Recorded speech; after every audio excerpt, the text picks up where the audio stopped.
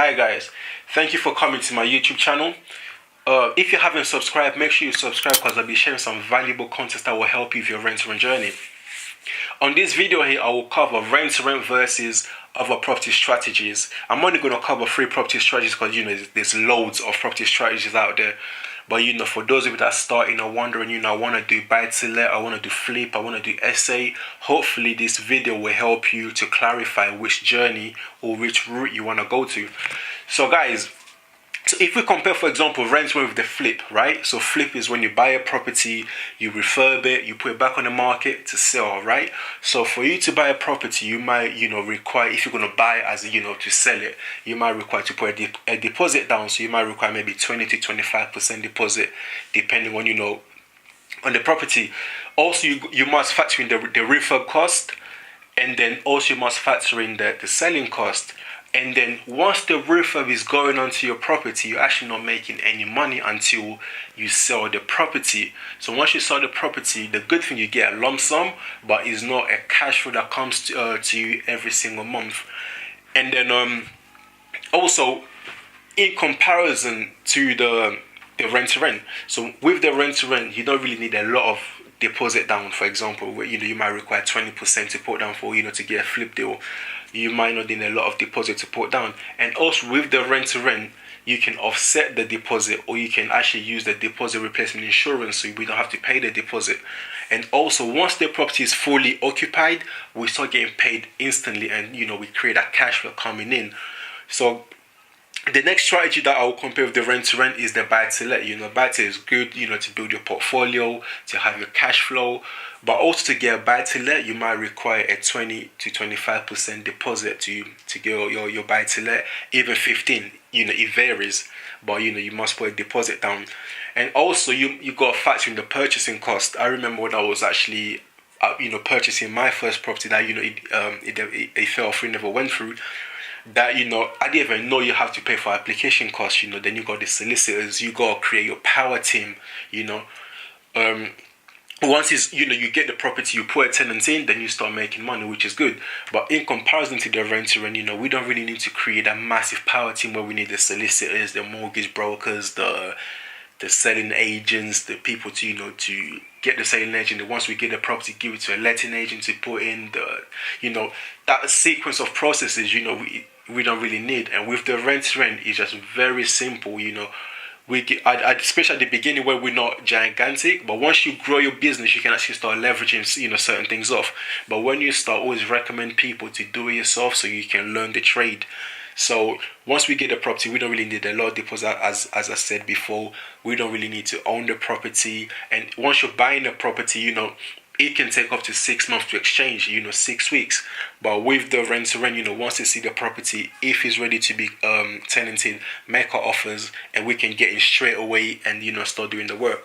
And then another strategy that I'll compare it to is the service accommodation, SA. The beginning of the rent-to-rent HMO and the rent-to-rent service accommodation is very similar.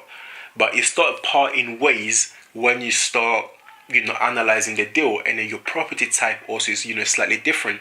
Because with the SA, you can target 1, 2, 3 bedroom flats, even a studio. But with the rent-to-rent, we're looking, for example, a 3-bed converted to a 4 to a 5, so we're looking for bigger properties. But how it varies is with the rent-to-rent HMO, once we get we get, for example, 5 rooms, we get 5 people to occupy the 5 rooms. It's kind of slightly passive, not as much, but the workload is not as intense, and it's easy to manage and track. But in comparison to the SA, it's like you're running like a mini hotel, right? So if you have, for example, your bedroom properties, you'll be having people coming in and out. It depends on the rate to stay. Some people stay minimum 1 night, 2 nights, 3 nights. So imagine if you have like people staying minimum 2 nights. So every other, after 2 nights, you get another person in. So you have that. What's the word I'm looking? The turnover is very high in comparison to the rent-to-rent HMO. And also with the rent-to-rent HMO, your cash flow, you can kind of predict what you're going to get for the next 6-12 months, depending on the length of time your tenants stay. So if all your tenants, they have like 12-month contract, you might know, for example, in 12-month period, I am making, for example, £600, subject to, any repairs, anything that's going on. But with the SA, is a bit inconsistent. This month you might make more, the next month you might make, you could make a bit less. Or for example, if you have contractors that stay for long term, then you can have like a lump sum upfront.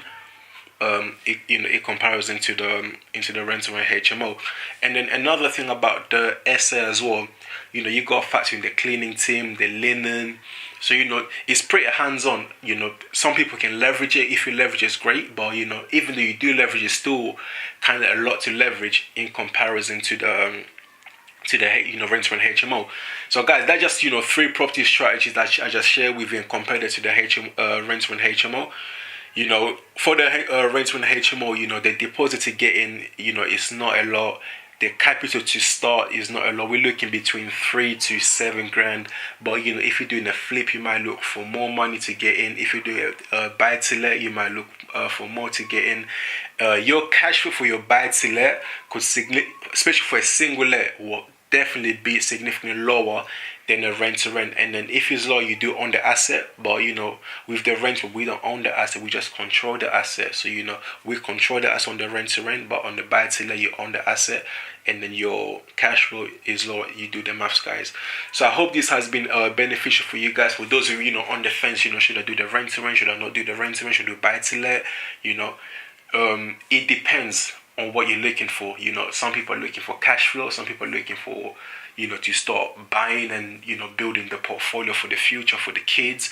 But if you're looking for cash flow and you don't have a lot of capital to start, rent to rent SA and rent to rent HMO could give you what you're looking for. So guys, I hope this has been beneficial for you guys. It helped you on your decision if you're on the fence. If you got any question, comment below, PM me on my Instagram, Facebook, LinkedIn. If you need any coaching, mentoring, feel free to visit my website to see my packages, www.napabafikele.com. Have a good day, good night. If you haven't subscribed, make sure you do so.